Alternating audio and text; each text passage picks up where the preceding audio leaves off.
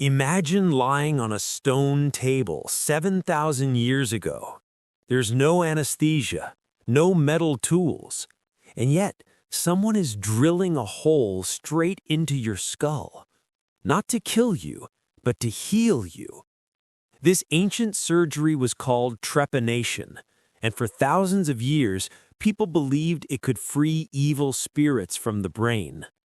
Trepanation is the oldest known surgical procedure in human history.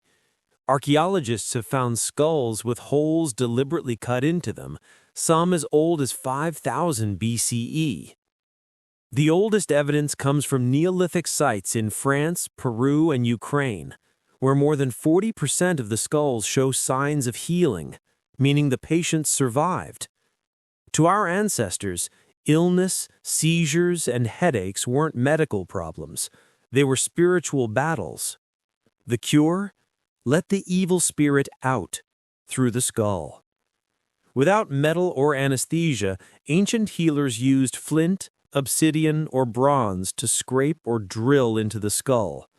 The process was slow and terrifying, but remarkably, many patients lived. In Peruvian skulls, bone regrowth shows people lived for years after the operation.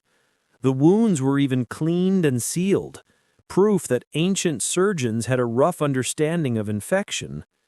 Trepanation wasn't unique to one culture, it spread across the world. The Incas of South America, the Celts of Europe, and even ancient Egyptians practiced it. In ancient Greece, the great physician Hippocrates, around 400 BCE, wrote detailed instructions on how to perform skull drilling for head injuries. He didn't mention evil spirits. He believed it relieved pressure on the brain. Slowly, trepanation began shifting from spiritual ritual to medical procedure. But centuries later, Europe regressed. During the Middle Ages, medicine once again mixed with superstition. Mental illness, epilepsy, or even simple headaches were blamed on demons.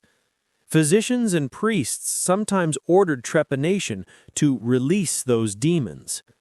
It became a brutal mix of religion and early neurology, half faith, half science.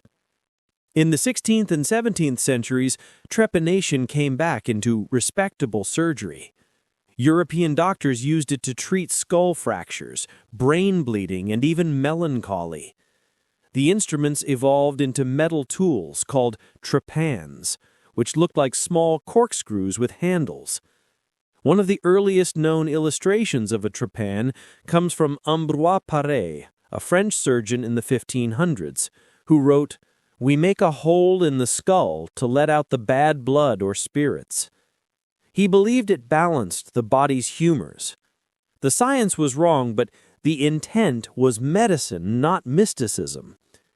By the 1800s, with the rise of modern neurology, trepanation finally began to fade. Doctors like Paul Broca in France discovered that specific parts of the brain control speech and movement. This replaced spiritual ideas with anatomical facts. Trepanation survived only in emergencies, like battlefield head trauma, where pressure had to be relieved quickly. But the story doesn't end there. In the 1960s, a Dutch scientist named Bart Hughes claimed that drilling a hole in your skull could expand consciousness. He even performed the operation on himself, believing it improved blood flow to the brain. His followers in the counterculture era revived the ancient ritual, mixing science, mysticism, and rebellion. Medical authorities, of course, condemned it as dangerous and pseudoscientific. Today, trepanation is recognized as a real but outdated surgical method. Modern neurosurgery still makes openings in the skull, but now with precision, anesthesia, and reason. What was once to release spirits is now done to save lives. For 7,000 years, humans have cut into their own skulls, first for faith, later for science. Every hole tells the same story, our desperate fight to understand the mind. From demons to neurons, from flint to laser, The tools have changed. The curiosity has not.